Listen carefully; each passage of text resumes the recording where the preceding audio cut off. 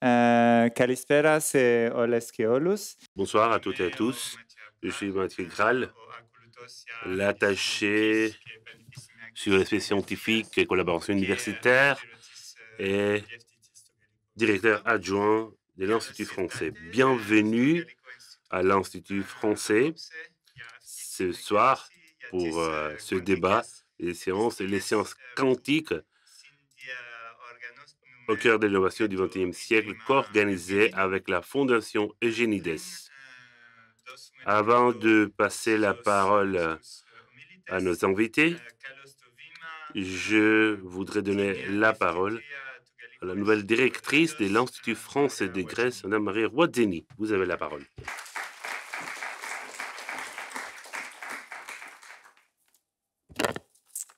Kalispera, chers professeurs, chers étudiants, chers amis.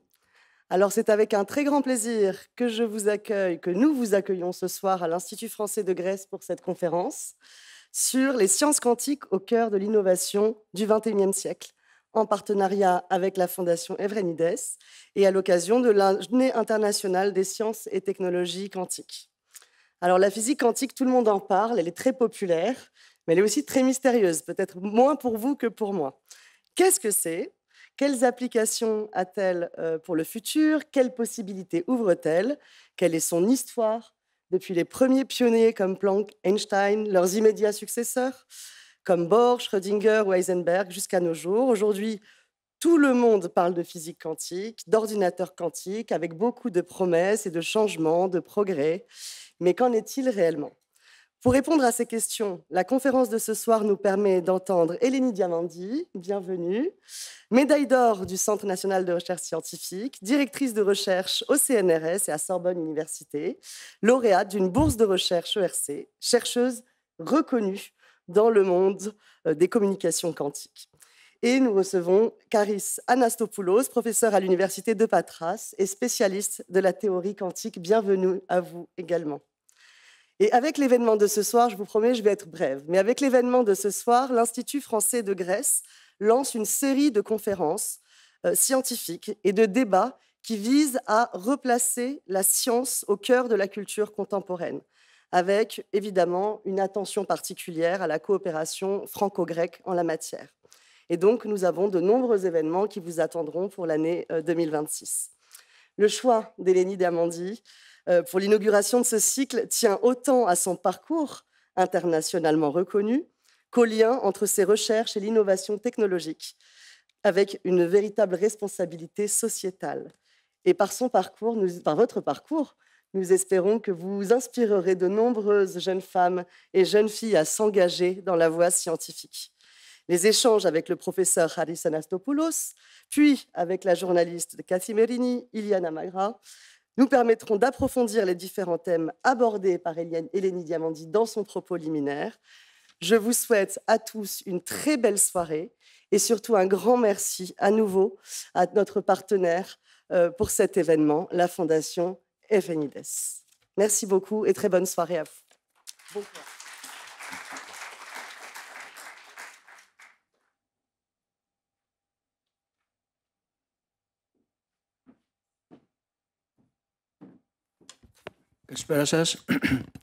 Bonsoir, Madame la directrice, directeur adjoint, chers professeurs, Mesdames, Messieurs.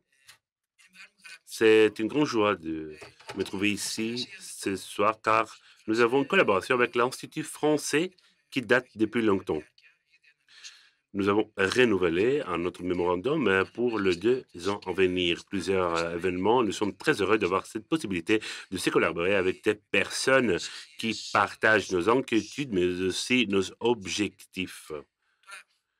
Maintenant, je voudrais vous souhaiter la bienvenue de la part de la Fondation Eugénides. Nous sommes ici à l'Institut français d'Athènes, mais en tout cas, puisqu'il y a cette collaboration, je me permets de vous souhaiter la bienvenue. Cet événement est dédié à l'année internationale des sciences et technologies quantiques. La théorie quantique, les professeurs vont l'élaborer, complète un siècle d'histoire qui n'a pas changé seulement notre apprentissage, mais aussi des nouveaux parcours pour le futur. Parmi les plusieurs objectifs à la Fondation Eugénides, démontrer comment la science avançait ou pas dans un tel degré que la société ne peut pas comprendre les bénéfices à travers ce progrès, peut-être c'est une belle occasion de voir comment cette science quantique peut être vue dans notre vie quotidienne et peut résoudre plusieurs problèmes. La Fondation Eugénides a comme cible continue de faire partager les sciences, mais aussi l'apprentissage. Nous ne sommes pas juste une fondation d'apprentissage, mais aussi une fondation d'apprentissage. On peut voir les sciences appliquées, mais aussi l'innovation dans la technologie par l'apprentissage. À travers nos différents ateliers sur l'IA, nos événements éducatifs, nous ouvrons des voies d'inspiration et de créativité pour les étudiants et les jeunes scientifiques de notre pays. Comme j'aime bien de le dire, cet événement est le résultat d'une collaboration fructueuse que nous menons avec l'Institut français des Grèces et nous espérons que cela va continuer dans les années à venir avec l'intervention très positive de Madame l'ambassadrice à Athènes. Bien sûr, notre objectif est de promouvoir le dialogue scientifique, mais aussi le secteur culturel. Nous avons des objectifs communs et nous pouvons y collaborer. Ensemble, nous pouvons parler de ponts de connaissances en rassemblant des scientifiques bien reconnus. Ce soir, nous avons le plaisir d'avoir avec nous Madame Eleni Diamanti. Bien sûr, j'ai le droit de parler comme ancien recteur de l'Université Polytechnique. Donc, j'ai la joie d'accueillir ici une scientifique de grande ampleur. Son projet est le point entre l'innovation technologique et la recherche et démontre comment la physique quantique peut trouver des applications aujourd'hui. Ce qui est vraiment intéressant et le débat qui va avoir lieu avec le professeur, mon collègue, M. Haris Anastopoulos, professeur qui vient de l'Université de Patras et notre collaborateur dans plusieurs événements que nous menons avec la Fondation Eugénides, car notre fondation a plusieurs gens. Nous ne pouvons pas couvrir tout domaine scientifique, donc nous avons un réservoir des scientifiques bien spécialisés qui nous aident à atteindre nos objectifs. Donc, je souhaite que ce débat avec Mme Diamanti, avec M. Anastopoulos, avec la journaliste Mme Magra, que ça va être une source d'inspiration pour tous, et spécialement pour les jeunes, car c'est notre objectif à la Fondation Eugénides, le jeune qui cherche leur futur auprès de la science et de la technologie. Le futur ne se cache pas seulement à l'éducation, mais aussi aux connaissances spéciales. Merci beaucoup de votre attention. Je vous souhaite tout succès et à la prochaine. Merci.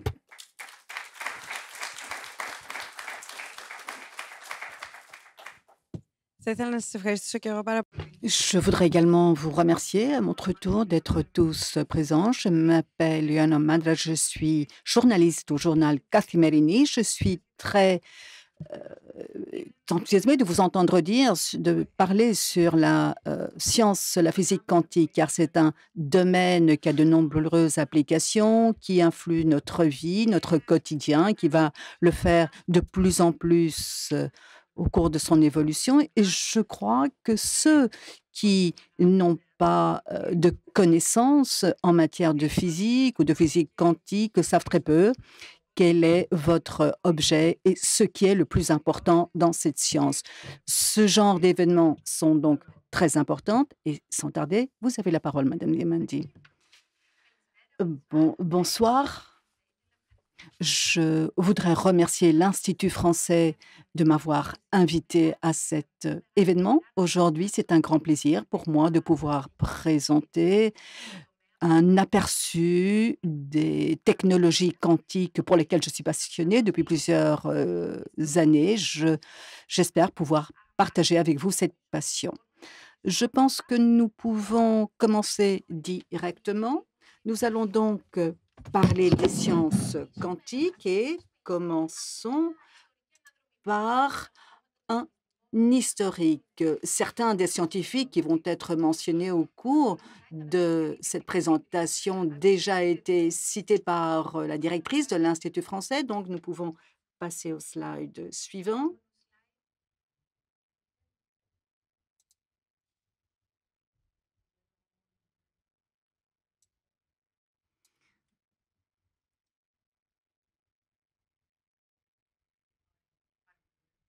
Bien, donc je vais projeter tout seul les slides.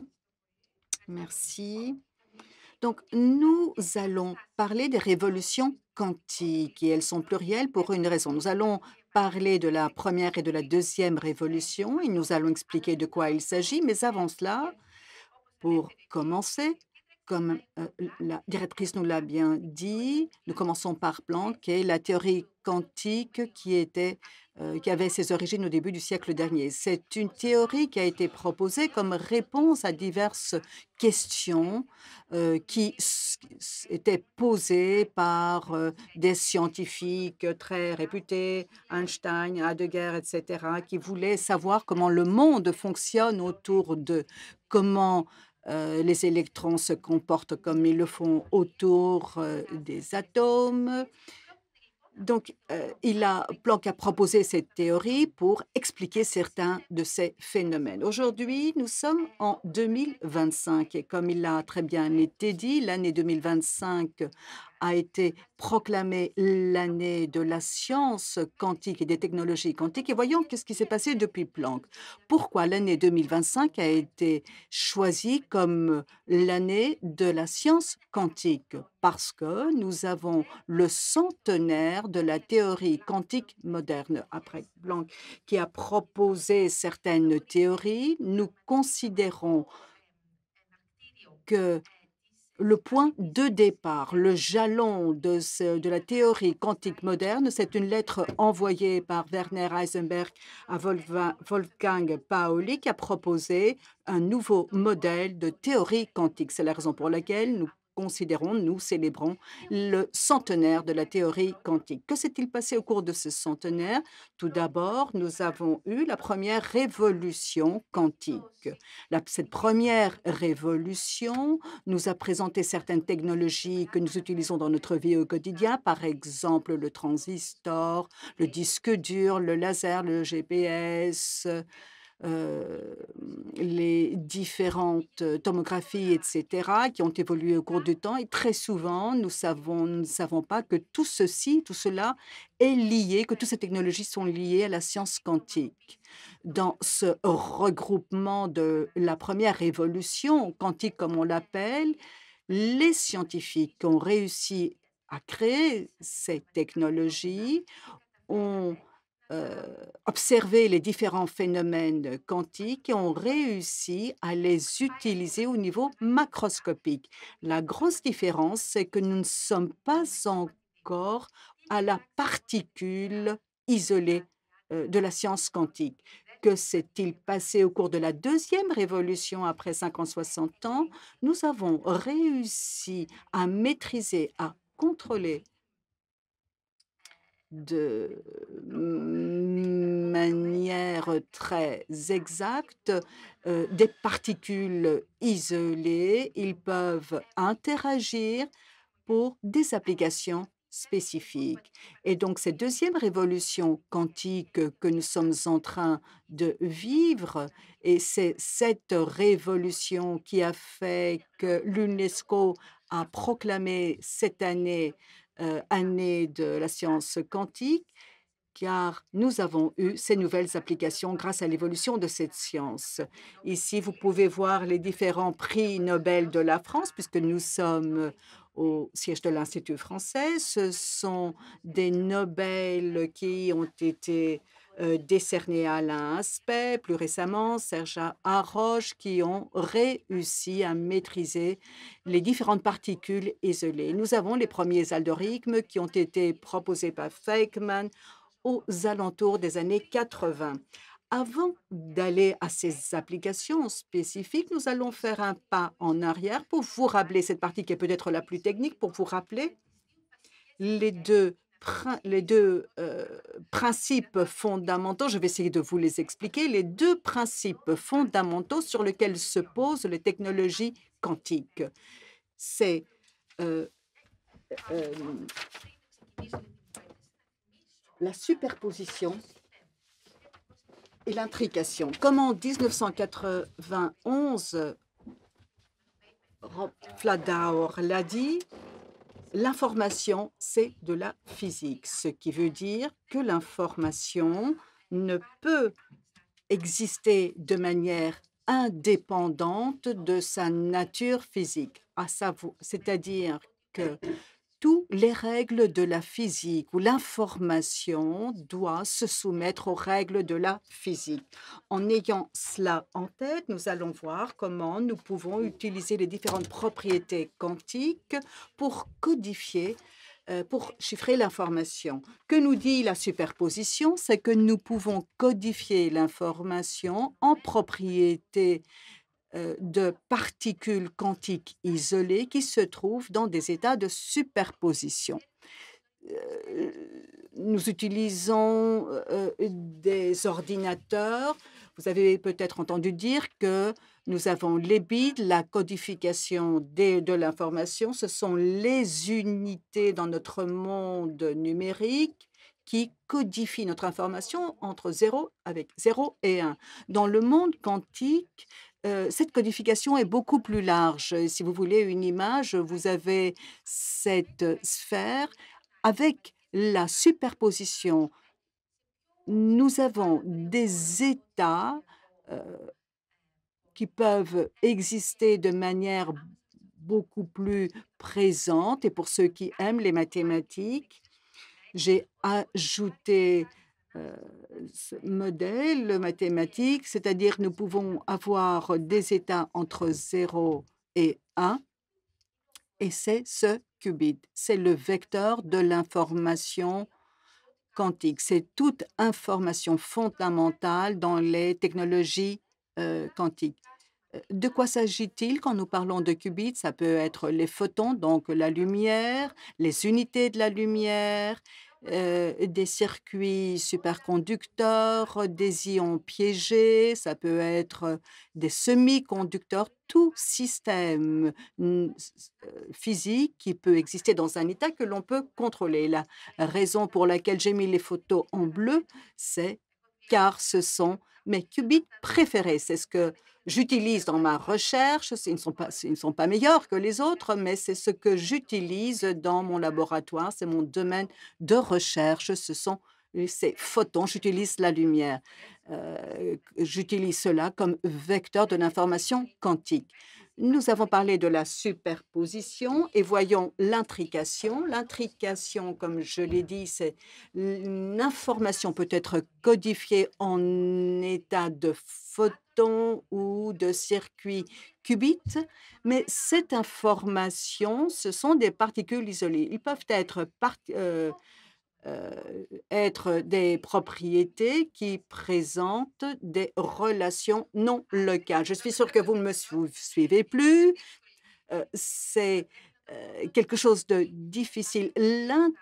L'intrication, l'entanglement en anglais, c'est un des concepts les plus difficiles des technologies quantiques, difficiles à saisir. Je vais essayer quand même de vous l'expliquer à travers un slide pour vous dire comment moi je l'appréhende, comment cette intrigation, on l'aborde à travers l'aléatoire. Lorsque nous avons ces circuits, ils présentent certaines corrélations qui, normalement, dans notre monde classique, seraient considérées comme étant en lien avec des propriétés locales. Et ceci est lié au concept de l'aléatoire, où dans la physique classique, ce concept n'existe pas. L'aléatoire dans notre monde existe uniquement lorsque nous avons un manque de connaissances. Par exemple, le mouvement de particules dans une boîte fermée, si nous voyons comment la dynamique de ces particules s'explique, on peut prévoir la trajectoire de ces particules. Ceci semble être aléatoire, mais en fait, c'est déterminé.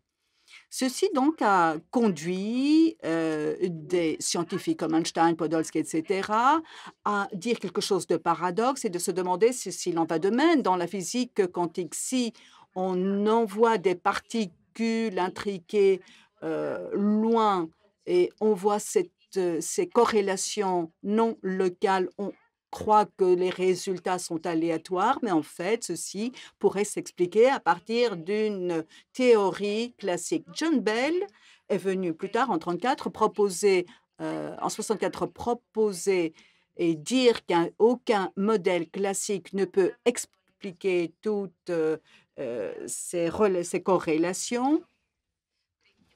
Et les expérimentations d'Alain Specq l'ont confirmé en 1982 et nous savons donc aujourd'hui que cette intrigation est une propriété inhérente des systèmes quantiques.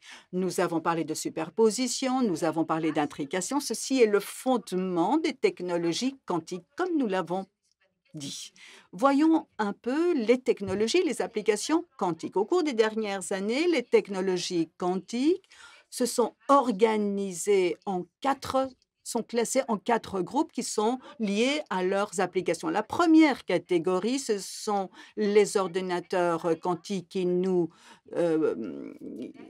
proposent un bond dans cette science. Et puis, nous avons les communications quantiques avec une spécificité, c'est la cryptographie quantique qui nous permettra, nous allons revenir par la suite, une sécurité absolue dans nos communications. Troisième domaine, la simulation quantique ou les phénomènes quantiques et la technologie quantique nous permettent de mieux comprendre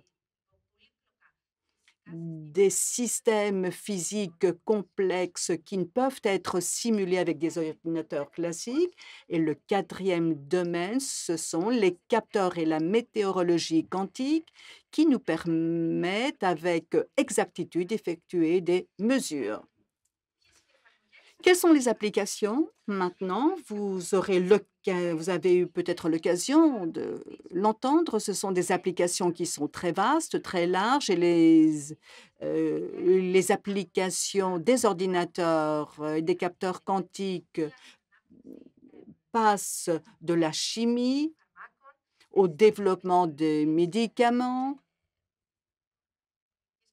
aux prévisions météorologiques, à l'analyse financière, à la conception de nouveaux matériaux, à la cybersécurité.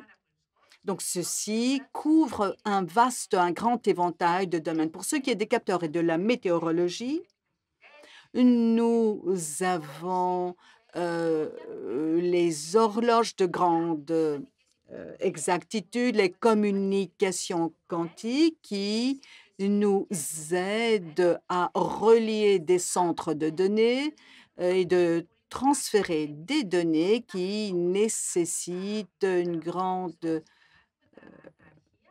fréquence. Par exemple, toutes les données qui ont nos données personnelles médicales, etc. Et plus tard, ces technologies quantiques nous permettront de créer des réseaux d'ordinateurs et de capteurs quantiques. Nous prévoyons de cette façon l'avenir lorsque nous parlons des applications quantiques. J'aimerais maintenant que l'on parle de l'ordinateur quantique et des communications quantiques. Avant d'achever ma présentation, quelques informations sur l'ordinateur quantique. Pour de nombreuses personnes, il s'agit d'une grosse boîte. On ignore ce qu'il y a dedans. C'est un peu magique. En fait, les premiers ordinateurs quantiques ont déjà été créés. Vous pouvez voir ici certains spécimens. Ici, vous avez un ordinateur créé par Google qui utilise des conducteurs, des circuits superconducteurs. En vert à gauche, vous pouvez voir l'ordinateur quantique personnel. En bas, vous avez les photons qui sont développés par des sociétés qui sont des géants de la communication, Google, etc., ou par des startups. Et l'innovation dans ce domaine nous vient non seulement de grosses sociétés, mais également de startups. Pour qu'un tel ordinateur quantique puisse fonctionner, il faut certaines conditions. Nous n'allons pas les voir toutes, mais pour vous donner une idée, il faut en règle générale, nous avons besoin d'un système extensible de sorte que nos qubits puissent être dans un état bien défini, on puisse ensuite calculer, effectuer une série de calculs et pouvoir mesurer ces qubits à la fin. C'est ce que nous voulons sans perdre nos propriétés quantiques. C'est ce qu'on appelle des cohérences, car nous avons une perte de propriété. Lorsque tous ces éléments entrent en contact avec la nature, nous devons corriger toutes ces erreurs pour pouvoir effectuer les calculs nécessaires. Vous pouvez voir ici sur cet écran une ancienne image. En haut à droite, à droite, vous avez des personnages en rouge, ce qui veut dire que les conditions ne sont pas remplies pour que nous ayons un ordinateur quantique. Et en effet, cette première plateforme n'est plus utilisée pour des ordinateurs quantiques car de nombreuses conditions requises n'étaient pas remplies. Où en sommes-nous aujourd'hui? Nous sommes à l'époque qualifiée de NISQ selon notre jargon, c'est-à-dire une époque où nous aurions besoin de millions de qubits pour effectuer des calculs. Nous sommes en mesure aujourd'hui d'en effectuer une centaine avec de nombreuses erreurs, avec beaucoup de bruit. Nous avons de nombreuses erreurs dans notre ordinateur quantique. Et bien que nous ayons certains signes davantage de bénéfices quantiques, où nous avons les premières présentations qui sont faites avec un qubit que nous avons pu corriger, mais nous avons encore du pain sur la planche pour avoir un ordinateur quantique utile. On constate donc dans les technologies quantiques, nous avons des systèmes hybrides entre des systèmes classiques et quantiques. Et nous voyons cela dans tous les domaines de la technologie quantique. Je pense que ces technologies quantiques ne seront jamais seules. Ce sera toujours un mélange, une association de la partie classique et quantique ou de manière complémentaire par rapport à la communication classique. Les technologies quantiques ne vont pas remplacer ce que nous faisons aujourd'hui. Elles vont apporter de nouvelles capacités au système déjà existant classique. Quelques mots encore sur le software, sur le logiciel. Nous avons vu le hardware, voyons les algorithmes quantiques, comme je vous l'ai dit. Nous commençons par les qubits. Ensuite, nous avons les différents systèmes de calcul. Nous les calculons et tout l'art des algorithmes quantiques.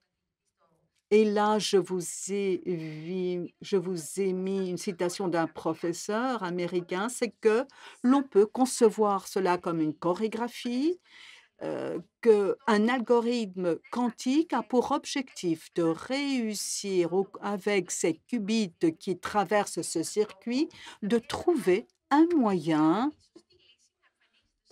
d'arriver à la solution sans avoir la mauvaise solution, la solution erronée au bout.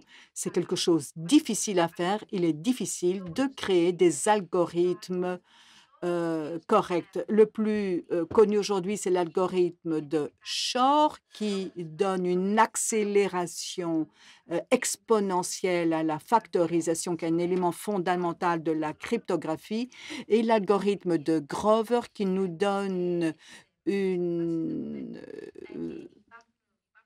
vitesse quadratique à la recherche des bases de données. Ce sont des propositions anciennes. Nous avons très peu d'algorithmes quantiques. Il est très difficile de concevoir de nouveaux algorithmes quantiques. Cette chorégraphie dont j'ai parlé, c'est une chose difficile. Aujourd'hui, nous avons des algorithmes hybrides qui associent des méthodologies classiques et quantiques pour trouver de manière approximative des solutions à certains problèmes. Et ceci est très proche du machine learning. Et là, permettez-moi de consacrer certains instants sur l'intelligence artificielle et la technologie quantique. Je pense que ceci est une question peut-être évidente. Ce sont des technologies, l'intelligence artificielle. Quelle est sa relation avec ces technologies? L'IA est là, les technologies quantiques passent, l'ordinateur quantique passe encore. Que faisons-nous donc aujourd'hui? Comment l'intelligence artificielle peut aider les technologies quantiques et comment ces technologies peuvent aider l'IA? Ce que je peux dire, c'est que de la façon où l'IA aide tous les domaines des technologies aujourd'hui, de la même façon, elle aide, elle concourt à nos recherches en matière de technologie quantique. Comment les technologies quantiques, en revanche, peuvent aider l'IA? C'est une question ouverte. Nous considérons que les ordinateurs quantiques peuvent apporter des avantages à cette capacité de calcul de l'IA et qu'éventuellement, et nous l'espérons, une efficacité énergique, c'était une performance énergique, ceci reste toujours ouvert, mais il reste encore de nombreux défis à relever pour y arriver. Par exemple, l'IA se fonde, peut-être vous le savez, sur de nombreuses données. Nous avons besoin des masses de données gigantesques et si nous voulons que les ordinateurs quantiques nous aident en matière d'IA, nous devons trouver un moyen d'intégrer toutes ces données dans un ordinateur quantique, ce que nous ne pouvons faire aujourd'hui de manière efficace. Parallèlement, les méthodes que nous avons développées pour les algorithmes quantiques ont beaucoup aidé à créer de nouveaux algorithmes classiques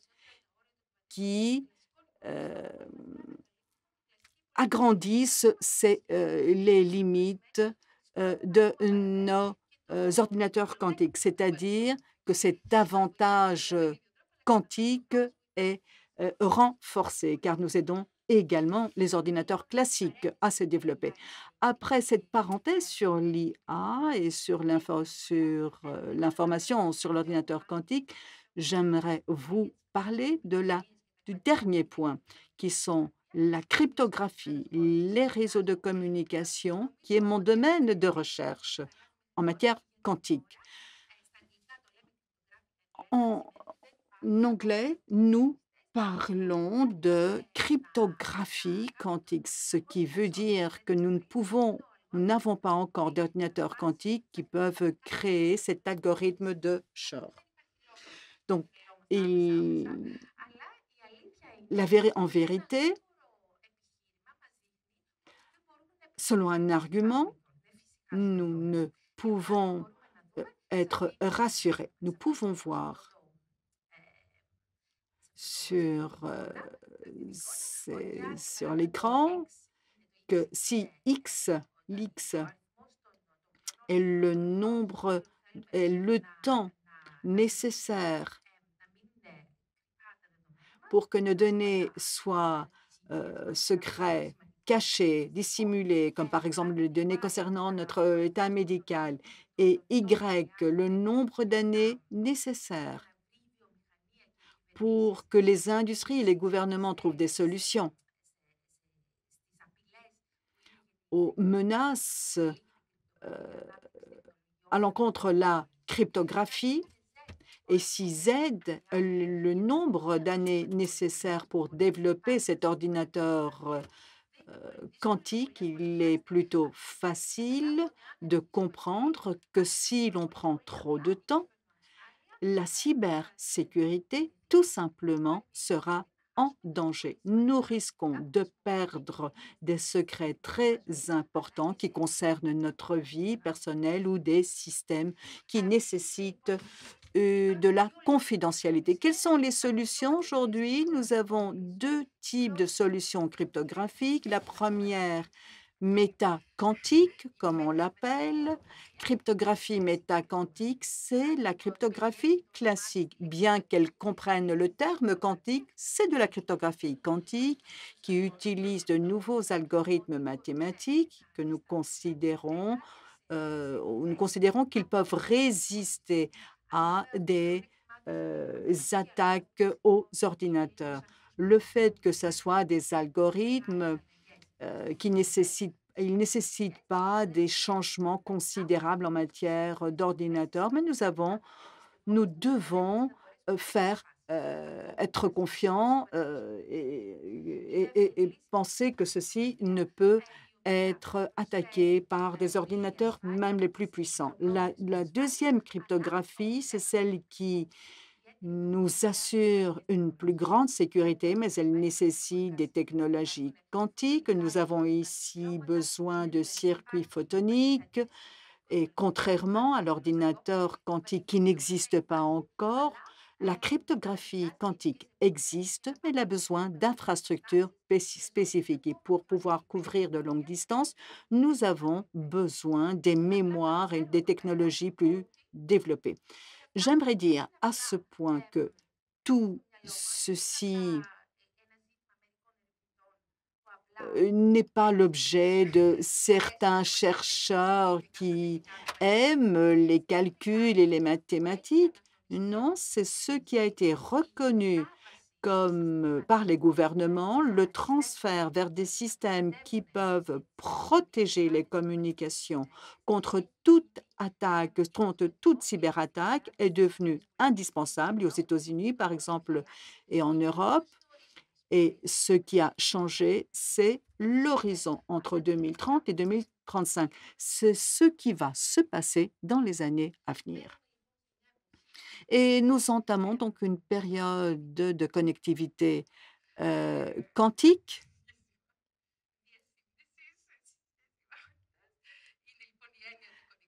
C'est cette notion de connectivité. Et comme dans les communications classiques, nous utilisions des canaux de communication sous forme de puces, de circuits intégrés, de centres de données, de réseaux informatiques ou l'Internet of Things, l'Internet des choses. Il en va de même pour le monde quantique. Les systèmes quantiques vont permettront une convergence de toutes les technologies et vont aboutir à des architectures résistantes qui permettront tous les systèmes d'être connectés. Si l'on parle par exemple d'Internet, nous avons le plus grand Internet en Chine de communication quantique qui utilise la fibre optique, les différents canaux. Et en Europe, ceci se développe de plus en plus. Et bien que sur cette carte, vous ne voyez pas la Grèce. En réalité, la Grèce joue un rôle central dans ce domaine. Nous sommes un des pôles, avec la France, les plus importants dans la région pour le développement de cette infrastructure des communications quantiques en Europe. J'aimerais, pour conclure,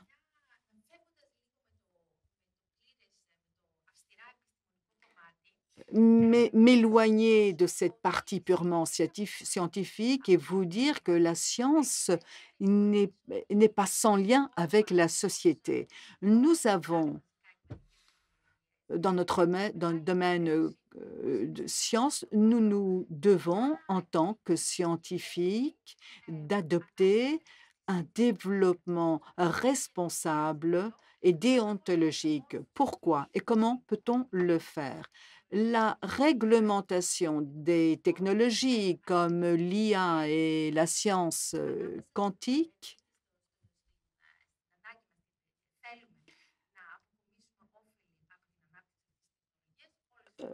a pour objectif de faire profiter toutes les économies, toute la société de ces technologies, mais d'autre part, ces technologies recèlent certains risques. Nous voulons donc nous protéger de ces risques et développer notre dominance interétatique. Ce différent, ce conflit entre ces deux pôles devient encore plus compliqué en raison du contexte géopolitique de, et qui est influencé par les collaborations entre les États. Au niveau des G7, au niveau des G20,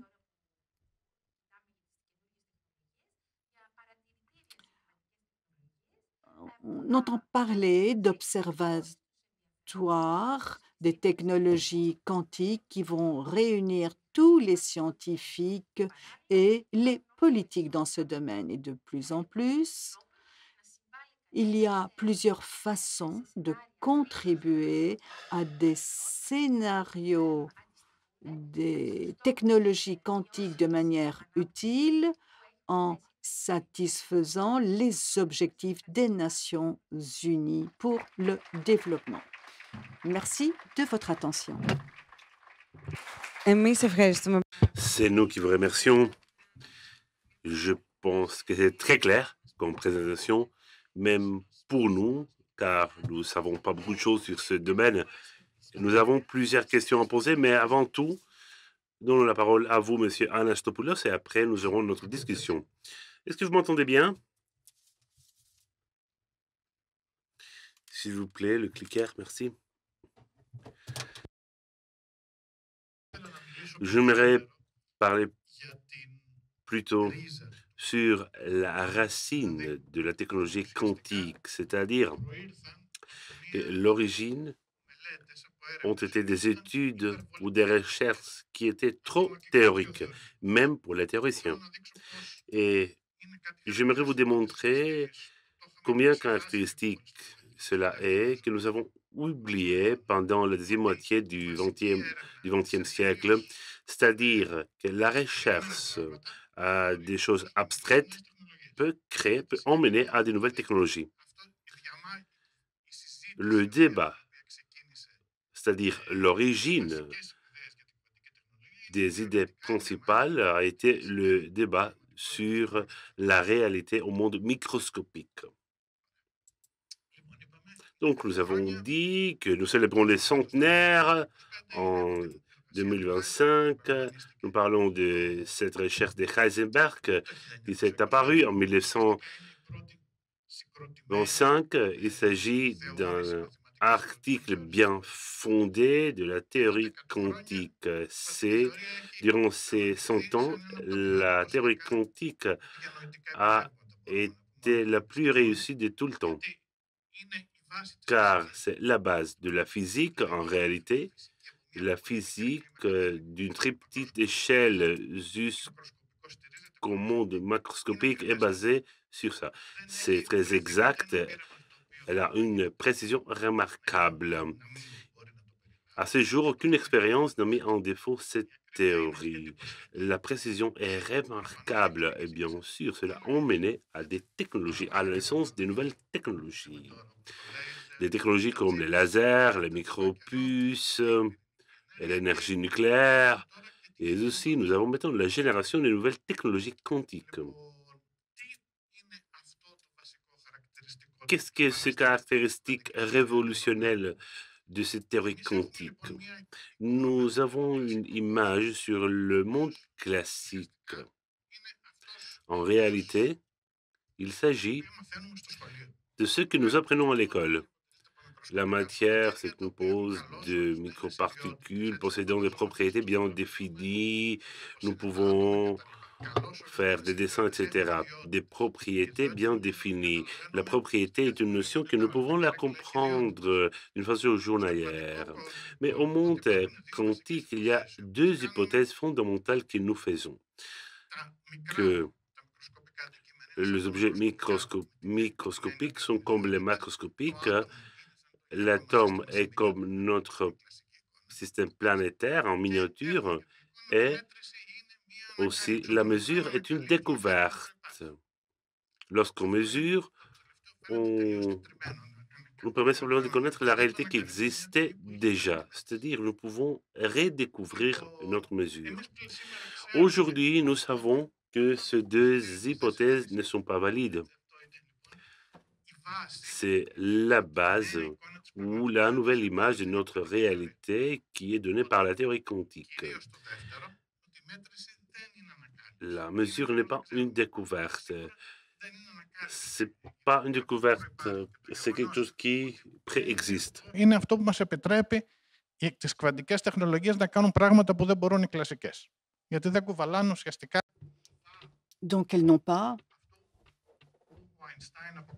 le poids de ce que Einstein a qualifié d'éléments de réalité. Einstein n'appréciait pas la théorie quantique, il s'était attaqué et un de ses principaux travaux dans la deuxième moitié de sa vie était à la une du New York Times lorsque son œuvre est sortie et il nous disait que la théorie quantique ne nous décrit pas ce qu'il y a derrière les mesures. C'est un très bel argument, c'est la base des technologies quantiques.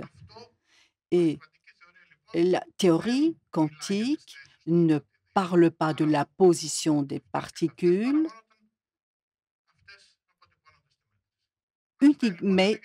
elle le fait uniquement lorsqu'il y a des mesures. Et Einstein considérait que ceci est une erreur de la science. Et elle considérait que quelques années plus tard, elle serait remplacée. Bohr, au contraire, disait que non, tel est notre monde. Lorsque nous utilisons certaines notions comme la vitesse et la position, nous essayons de les appliquer à quelque chose qui ne convient pas. Et c'était leur désaccord. À l'époque,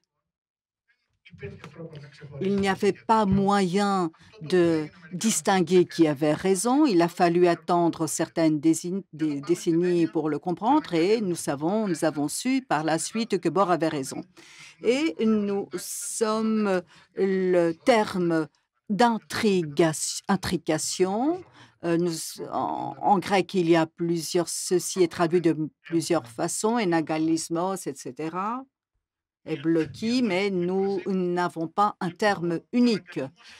L'intrication, c'est une propriété des systèmes quantiques, c'est-à-dire qu'ils se comportent de manière holistique, c'est-à-dire ce système complexe a plus d'informations que les parties. Ce n'est pas une notion abstraite, c'est une quantité mesurable qui est exprimée de manière mathématique. L'ensemble a plus d'informations que les parties qui la composent. Et l'intrication, c'est un concept commun, puisqu'on parle désormais de la deuxième révolution quantique. Parler de triplets, etc., c'est quelque chose de commun désormais. Nous avons par exemple des systèmes intriqués comme les puces qui ne coûtent que 100 ou 500 euros.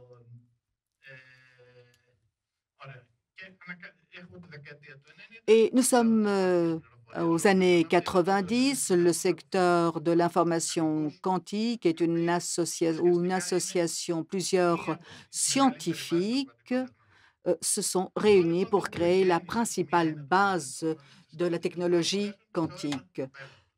Un des théorèmes les plus importants, c'est le théorème de John Bell, qui a essayé de répondre aux questions soulevées par Einstein et s'il est possible, si nous avons des éléments de réalité. Il a pensé à une expérimentation comme celle que je vous présente ici. Nous avons un couple de photons intriqués, l'un va à gauche, l'autre à droite, et nous faisons des mesures à gauche et à droite.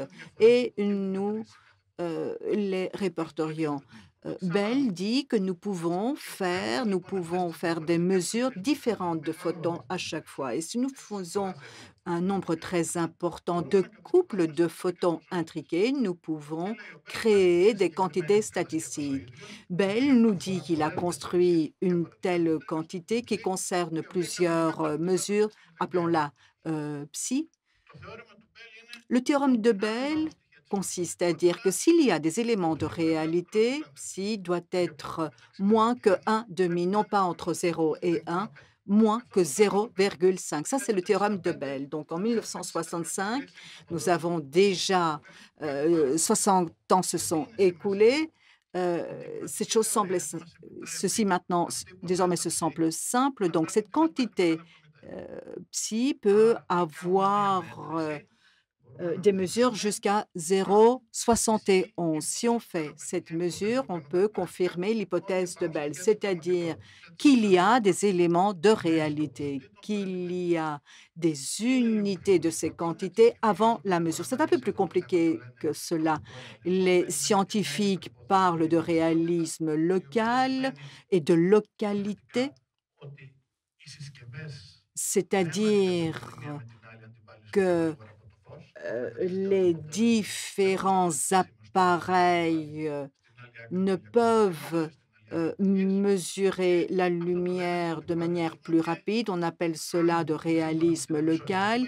Et selon le théorème de Bell, la théorie de quantique ne correspond pas à les éléments de réalité. Que nous dit l'expérimentation d'aspect qu'il a effectuée de manière dissimulée, car ceci pourrait en avoir un impact négatif sur sa carrière, c'est que l'inégalité de Bell n'est pas respectée. Nous avons eu un débat pendant 3 décennies et à Delft, nous avons eu une expérimentation fondamentale qui a confirmé sans réserve tout cela. Nous le savions. Il y avait eu plusieurs d'expérimentations, mais en 2015, tout ceci a été confirmé. C'est un résultat fondamental pour les théoriciens, car toute la physique, depuis Newton jusqu'à ce jour, se fonde sur les propriétés que nous pouvons mesurer. Donc, c'est vraiment choquant d'un point de vue philosophique et conceptuel. Et la société ne conçoit pas l'importance de tout cela, l'importance de pouvoir comprendre ainsi notre univers. Un autre Nobel de physique avec Clauser et Chilling basé sur le théorème de Bell. Et ce qui est impressionnant et que je voudrais souligner, c'est un résultat qui semble philosophique, qui a commencé par un débat philosophique abstrait. Quelle est la réalité dans le monde microscopique? C'est ce qui génère une technologie très utile. Ici, vous avez une carte des technologies quantiques. Je n'ai rien ajouté à ce qu'Hélène nous a dit. J'aimerais simplement ajouter une application que j'apprécie beaucoup, c'est la simulation quantique. Qui nous dit quoi? Nous savons, grâce à la quantique, nous pouvons décrire des réactions chimiques, nous pouvons dire comment de nouveaux matériaux se créent, comment nous pouvons développer des médicaments, nous pouvons faire les équations, mais pas les résoudre, ni les simuler. Donc, si dans ces simulations, on intègre plus de 40 atomes, ceci se détruit. Les macroatomes qui ont de nombreuses molécules, nous ne pouvons les simuler. La première application, donc, parmi d'autres, bien sûr, avec le plus gros impact, c'est que si nous pouvons utiliser des circuits et des ordinateurs quantiques pour simuler des réactions chimiques, nous pourrions, de manière générale, créer des nouveaux... nous pouvons contrôler ces nouveaux médicaments, les nouveaux matériaux avec des simulations sur les ordinateurs quantiques, ce qui va réduire le coût du temps également en matière de développement de nouveaux médicaments et de fabrication de nouveaux matériaux. Autre application,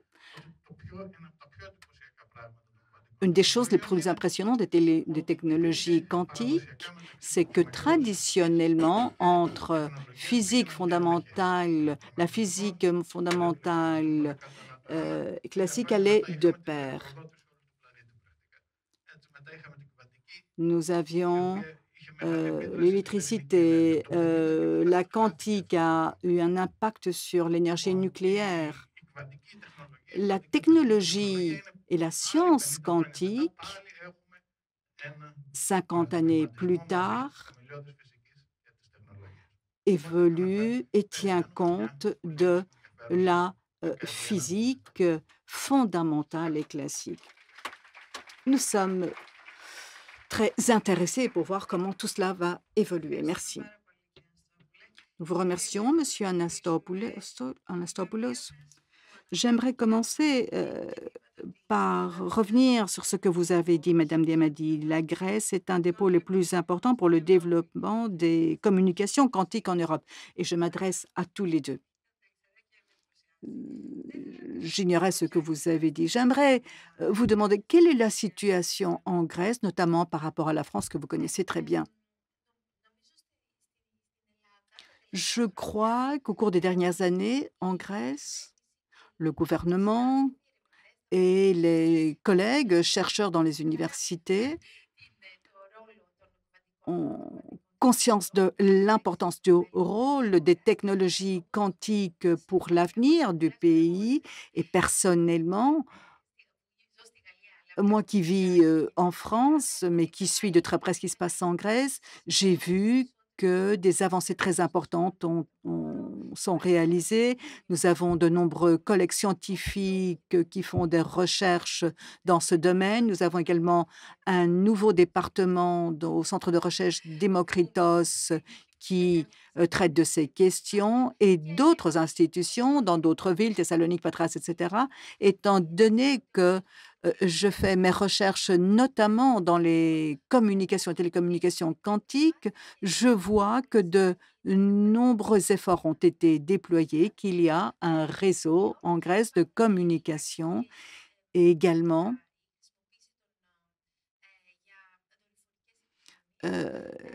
un usage est fait dans le domaine des communications par satellite avec les observatoires et l'observatoire qui participe à cet effort pour connecter la Grèce avec les autres centres de communication quantique en Europe.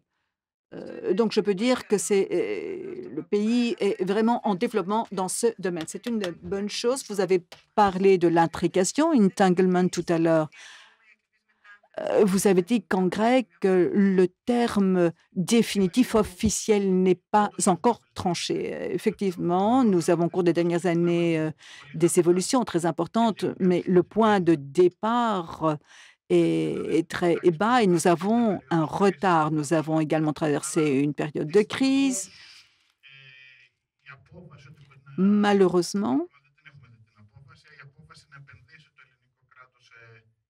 la décision du gouvernement à investir dans les technologies quantiques a été prise tardivement par rapport aux autres pays européens. C'est là où se trouve le problème. C'est le problème fondamental, en fait. Vivant dans cet écosystème de recherche grec, je dois dire qu'il y a un problème récurrent en Grèce. Nous avons besoin d'investissements dans la recherche, mais il est très difficile de convaincre les gouvernements d'investir pour le long terme. À votre avis, que pensez-vous qu'il faut faire en Grèce, mais également au niveau européen? Vous avez dit qu'après 60 ans, la physique et la technologie évoluent de pair. Mais la technologie accuse un retard très important par rapport à d'autres pays comme la Chine ou les États-Unis. Dans le domaine des sciences quantiques, à votre avis, quelles sont les mesures à prendre en Europe, en Grèce, pour que les Européens et les Grecs évoluent au même pas que les autres pays? En Europe, nous avons besoin d'une politique de recherche plus généreuse. Dans la recherche fondamentale, bien sûr, nous avons une recherche de haut niveau, mais les grosses sociétés ont pris un certain retard par rapport aux États-Unis. En Chine, en revanche, ils ont investi et ils ont des pas, ils sont très en avance par rapport à l'Europe. En Grèce, nous avons une situation qui est valable pour toutes les technologies. Si le pays doit investir à long terme sans attendre des bénéfices et des avantages qui soient visibles après quelques années. Donc, il faut investir avec un horizon de 20 années. Il faut également inciter les startups à se créer sur le territoire grec. Je ne voudrais pas m'attarder là-dessus. Nous avons des problèmes qui durent depuis longtemps. Il faut investir sur le long terme et avec un plan. Personnellement, je suis un peu plus optimiste. Pour moi, en Europe, nous n'avons pas ces géants numériques comme aux États-Unis. Nous n'avons pas Google, IBM. Nous n'avons pas des investissements aussi importants qu'aux États-Unis, des investissements qui soutiennent les startups. Et il est difficile en Europe de pouvoir répondre à cela. Et je vois qu'en Chine également, il y a de forts investissements en matière de sciences quantiques. Mais nous avons de nombreuses innovations en Europe encore. Donc, je considère que nous sommes toujours dans la course. L'Europe sait faire certaines choses très bien. Nous savons comment profiter de l'innovation pour développer également des startups. En France, c'est très présent. Nous savons comment passer de l'espace académique vers les technologies et l'industrie. Et par ailleurs, ce que nous ne pouvons faire encore, ce sont ces investissements pour pouvoir avancer, créer ces géants de l'informatique. Mais nous avons une stratégie en matière de technologie quantique en Europe. Elle a été annoncée en juillet. Nous aurons un Quantum Act, comme nous avons l'acte sur l'IA, qui prévoit des financements dans ce domaine. Nous aurons donc un texte législatif en Europe qui est en cours de préparation, d'élaboration. Et l'objectif de nombreux États membres de l'Union européenne, c'est de renforcer ces investissements. J'étais aux États-Unis la semaine dernière et dans le cadre d'une discussion sur l'avenir de l'Europe, il a été dit que la seule chose où l'Europe est première, c'est en matière de réglementation. Oui, je l'entends dire très souvent que les États-Unis innovent et que l'Europe élabore des réglementations. Je suis je ne suis pas d'accord du tout. Je l'entends dire très souvent. Ce sont des Américains qui nous le disent fréquemment. C'est que eux font de l'innovation et nous des réglementations. Rien ne le confirme. Nous avons une réglementation peut-être plus stricte, mais comme j'ai essayé de le dire, c'est très important. Nous devons avoir des innovations, mais qui doivent être réglementées. Oui, je suis tout à fait d'accord. Et puisque nous traversons cette révolution de l'IA qui évolue très rapidement, Demis Rassapis a dit il y a quelques semaines que si la révolution industrielle a duré 100 ans, tous ces changements, les changements qui ont eu lieu pendant ce siècle, feront que l'IA apportera des changements en moins de 10 ans. Donc, plus le monde évolue, plus nous avons besoin de réglementation, selon moi. À votre avis, je pense que innovate et regulate, comme disent les Américains, est faux. Ça n'a aucun lien avec la réalité. On le constate par exemple avec les régulations la semaine dernière aux États-Unis sur TikTok. L'Europe a la possibilité d'innover, elle a une tradition dans ce domaine, mais elle a également des problèmes, des défis à relever pour pouvoir aller de l'avant. Et je pense que cet argument est faux.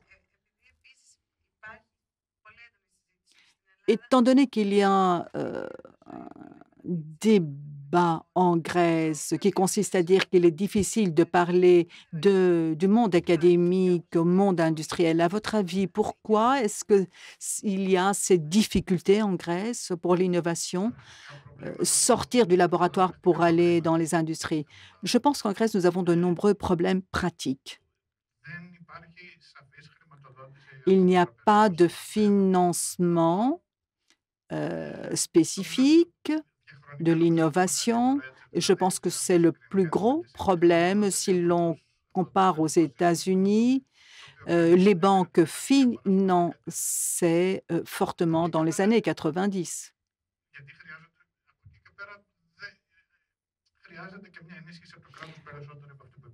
Nous avons également d'un plus grand soutien de l'État, plus grand que celui que l'État accorde actuellement. Également, une incitation à investir dans des startups.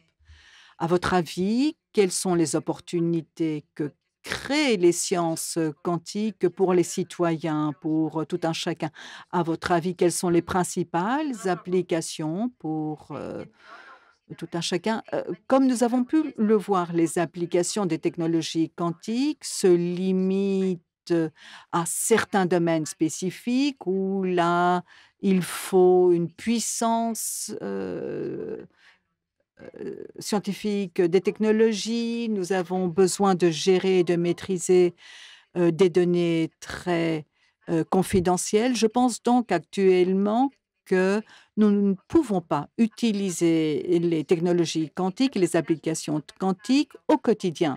Cela va se faire. Il faut laisser le temps à ces technologies d'évoluer. Nous sommes presque au début des ordinateurs classiques, les années 60, où on pouvait voir des ordinateurs qui occupaient toute une salle. Nous en sommes là actuellement par rapport aux technologies quantiques. Mais il y a également les générateurs de chiffres aléatoires. Ceci est intégré dans certains téléphones. Ceci est commercialisé. Ce sont des téléphones de Samsung. Et quelle est cette application? C'est que ces chiffres aléatoires peuvent être utilisés pour protéger une partie des télécommunications. Nous avons donc des applications, mais je dirais qu'actuellement, nous n'utilisons pas des applications des technologies quantiques au quotidien. Et je pense, comme il a été dit, la simulation, les matériaux quantiques, lorsque les technologies quantiques arriveront au niveau de l'IA, il faut voir combien de temps il faudra attendre, 10 ans, qui sait? Difficile de prédire, mais là, nous aurons des applications au quotidien pour tout le monde. À votre avis? Je pense que la première application possible, c'est pour moi la simulation et les applications dans le domaine du développement des médicaments et des nouveaux matériaux. Mais je pense qu'il faudrait attendre au minimum 10 ans avant de voir la commercialisation de ces technologies. Pour ce qui est des risques, maintenant, vous avez touché légèrement aux risques et aux dangers concernant les données qui se trouvent en ligne.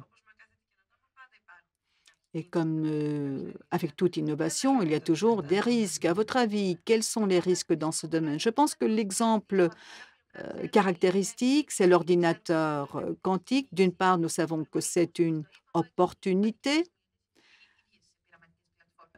tout comme les simulateurs quantiques qui peuvent accélérer, créer de nouveaux matériaux, accélérer, optimiser les algorithmes, etc.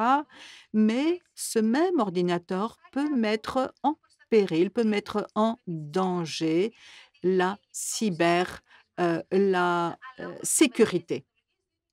Mais les technologies quantiques apportent également une réponse à ce risque.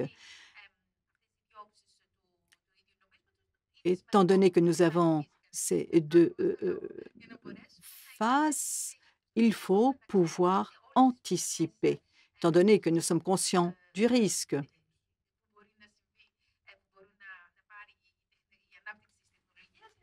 Donc, il faut pouvoir se préparer pour pour faire face à chacun. Quel est votre avis, Monsieur Anastopoulos? Je n'ai rien à ajouter, je partage le point de vue de Eleni. C'est bien, c'est une bonne chose avec les sciences. Il y a toujours très souvent un accord. Une question un peu plus personnelle, Madame Diamandi. Vous êtes une femme scientifique dans un secteur très exigeant.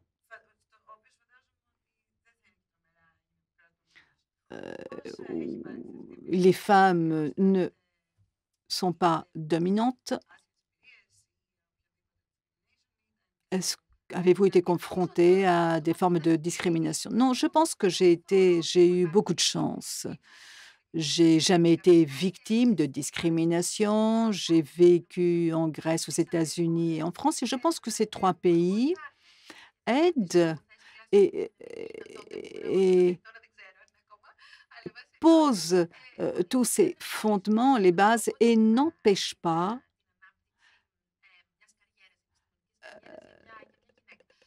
les femmes de se faire une carrière. Mais il faut être sûr, il faut préserver cela. Et ceci n'est pas valable pour tous les pays. Certains pays, par exemple en Europe, surtout dans les pays du Nord, les femmes ont moins d'opportunités qu'en France ou en Grèce. Dans les pays du Nord, c'est vrai, je m'y attendais pas. Attendais pas. Oui, c'est une question culturelle. Il y a beaucoup moins de femmes scientifiques en Allemagne qu'en France. Pourquoi?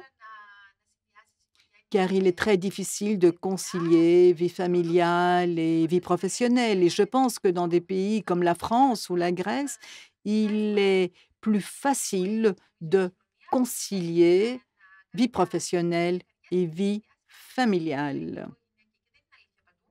Et ceci n'est pas valable partout. Et peut-être ceci ne sera pas valable pour toujours. Donc, il faut être attentif pour pouvoir préserver cette opportunité des femmes. À votre avis, vous constatez la même chose s'il y a plus de femmes scientifiques dans votre domaine? Non, pas encore. Il n'y a pas beaucoup de femmes. Il y a très peu de femmes en général dans le domaine de la science quantique. Il y a très peu de personnes, je dirais, de scientifiques dans le domaine de la science quantique. Dans certains secteurs, pour une raison quelconque, les femmes sont très présentes statistiquement.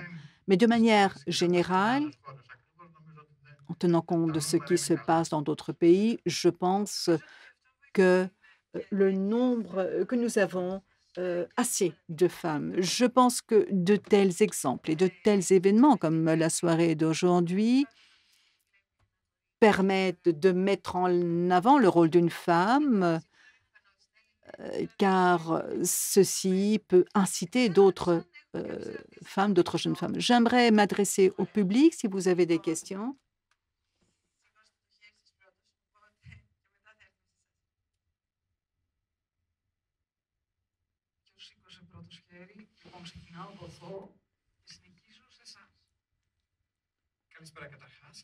Bonsoir, merci pour le temps que vous nous avez consacré pour partager vos connaissances. Ma question s'adresse principalement à Mme Yamandi, mais vous pouvez répondre également, Monsieur Anastopoulos. Vous avez dit que l'Europe n'a euh, a un retard par rapport aux États-Unis avec l'IA ou avec DeepSeek. En France, nous déployons également des efforts avec Mistral. Nous avons par exemple des innovations avec les bouteilles. En Grèce, par exemple, qui est un pays qui n'est pas très accueillant pour l'innovation. C'est un pays qui a beaucoup de bureaucratie et cette bureaucratie fait partie de la réglementation n'aide pas les jeunes à créer une start-up. Car si les premiers pas sont difficiles, il y a peu de personnes qui sont tentées par la création d'une start-up. Je comprends très bien ce que vous voulez dire. Nous avons besoin d'un équilibre entre réglementation et innovation. Ce n'est pas juste une chose simple, mais je considère que l'absence de toute réglementation serait une solution. L'IA,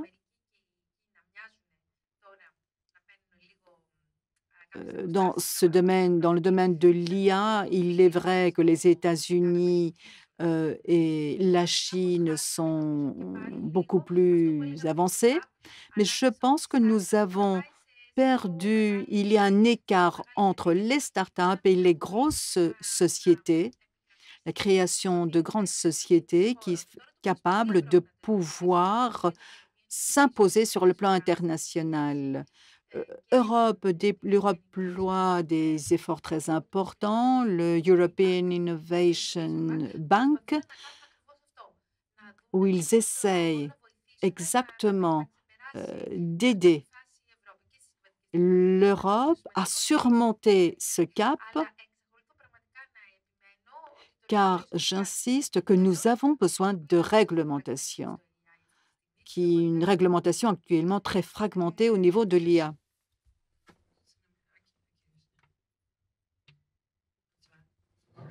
Très bien. En français, vous Oui, permettez? sûr. Très bien. Un peu dans la continuité de ce que vous disiez, je voulais savoir si il y a les applications et puis il y a la science pure. Est-ce que aujourd'hui, au regard en effet du climat géopolitique que vous évoquiez, est-ce que globalement la dynamique internationale, ben, j'allais dire dans la recherche entre le CNRS et d'autres instituts internationaux, reste quand même fluide? Ou est-ce que, parce qu'il y a les applications, il y a le développement de ce que font chaque pays des sciences quantiques, et puis est-ce qu'on peut considérer, j'entendais récemment, je vous dis ça parce qu'en fait ça éclairait quelque chose qui avait été évoqué par un astrophysicien récemment, qui se disait que les Américains limitaient les captures de James Webb et empêchaient réellement le CNRS ou certains chercheurs du CNRS, astrophysiciens, de pouvoir continuer leur travail parce que les Américains faisaient un blocage de données.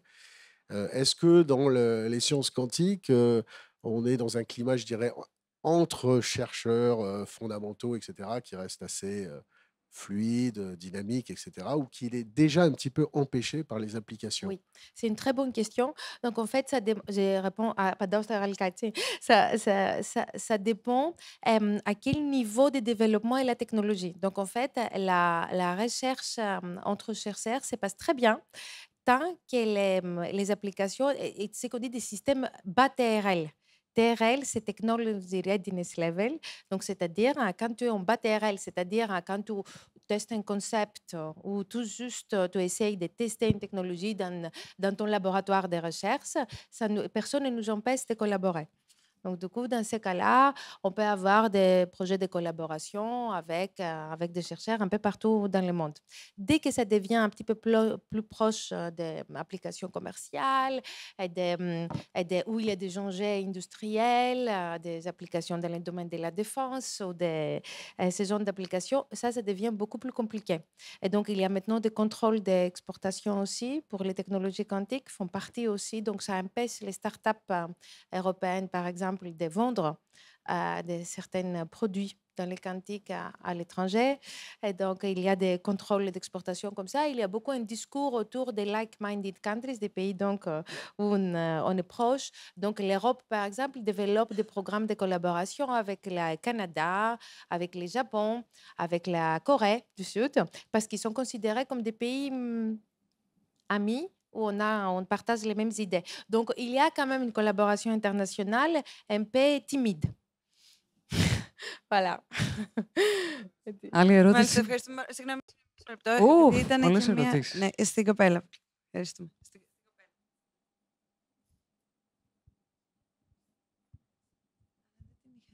Ναι, Ευχαριστώ πολύ. Εμένα η ερώτησή μου είναι περισσότερο σε σχέση με J'ai une question qui concerne les évolutions récentes, car au cours des dernières années, nous avons vu des grandes sociétés comme Google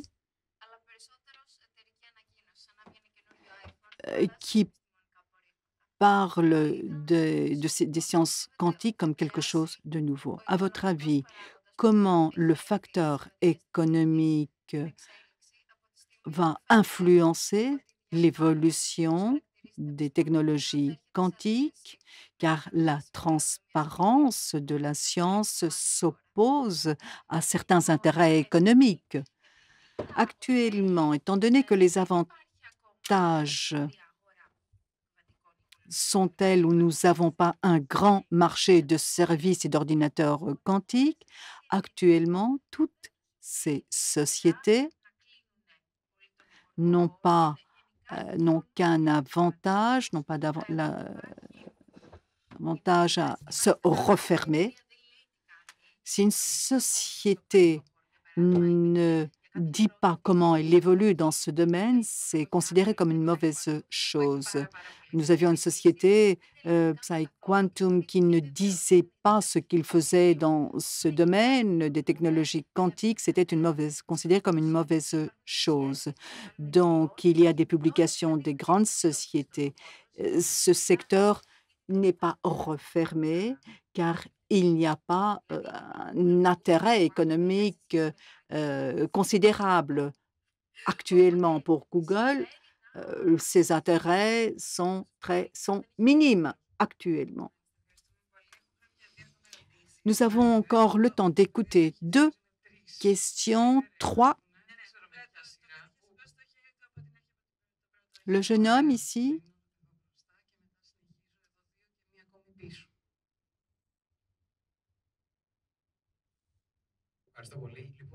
Merci.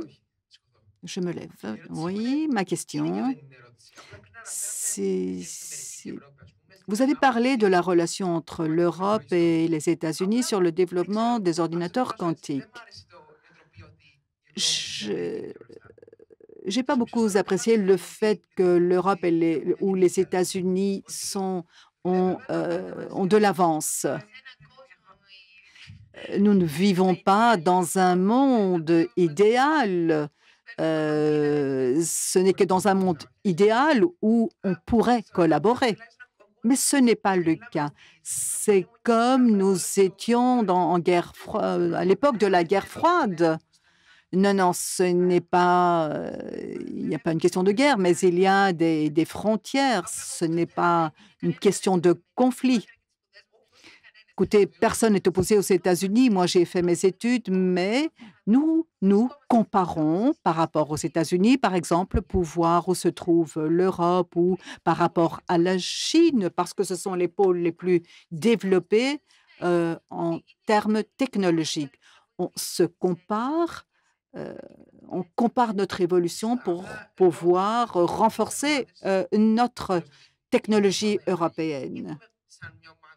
Mais est-ce qu'on fonctionne comme des groupes séparés ou comme un groupe qui a un objectif commun? Les observatoires dont je vous ai parlé tout à l'heure ont cela pour objectif. J'ai participé à une task force de la G7 où les États-Unis, le Canada et l'Europe participent. Tel était leur objectif: établir une politique commune sur les technologies quantiques et sur l'IA, élaborer une réglementation commune pour s'ouvrir vers le sud et vers des pays qui ne peuvent développer leur technologie. et pour que l'Europe et les États-Unis posent les fondements de cette science. L'idée, donc, cet idéal existe, l'idéal qui consiste à profiter de ces technologies pour le bien commun. Et j'ai participé également à une conférence l'IA for Good, c'est-à-dire développer ces technologies pour le bien commun, c'est bien, mais en pratique, lorsqu'il y a des intérêts commerciaux, ce n'est pas la même chose. Peut-être dans un monde idéal, peut-être vous, les jeunes, peuvent créer ce monde. Bonsoir. Ah, bonsoir. Signomis den Milao Elenica. Biraz Déjà, merci pour la qualité des échanges de ce soir. J'avais une question, plutôt deux. Est-ce que les enjeux écologiques liés au développement de la technologie quantique et la construction des ordinateurs quantiques qui entraînent la nécessité d'avoir une grande quantité d'énergie pour le refroidissement de ce type d'ordinateur est un frein au développement des nouvelles technologies quantiques. Et en parallèle de ça, est-ce que la technologie quantique peut aider à développer et à maîtriser la fusion parce qu'aujourd'hui, c'est un des enjeux aussi de création Si de ça cette peut aider là, la fusion la nucléaire. fusion nucléaire. Ok. Puisque c'est Euh, un des enjeux aussi ok, oui, oui, je sais bien. Oui, futur. oui, pour la fusion nucléaire, je ne pourrais pas répondre. Donc, pour l'instant, je n'ai pas d'éléments qui nous montraient que les technologies quantiques aideraient la fusion nucléaire. Donc, je ne peux pas répondre sur cette question. La première, par contre, oui. D'un point de vue scientifique, on est au tout début de cette question. On espère, et il y a de grands espoirs, que les calculs quantiques seraient plus économes en utilisation d'énergie. Il y a même des espoirs qu'un avantage énergétique viendrait avant l'avantage calculatoire algorithmique. Donc, et que ce serait presque ça la raison de développer des ordinateurs quantiques pour les questions d'énergie plutôt que des questions d'avantage algorithmique. Donc, il y a des espoirs de ce domaine, mais on est au tout début d'un point de vue scientifique. Il commence tout juste à avoir des analyses, vraiment des modèles vraiment scientifiquement rigoureux sur cette question. Donc, je ne peux pas répondre. Ouais. Mais c'est une très bonne question. Ευχαριστούμε πολύ και έχουμε χρόνο και για μια τελευταία ερώτηση από τον κύριο εκεί. Bonsoir.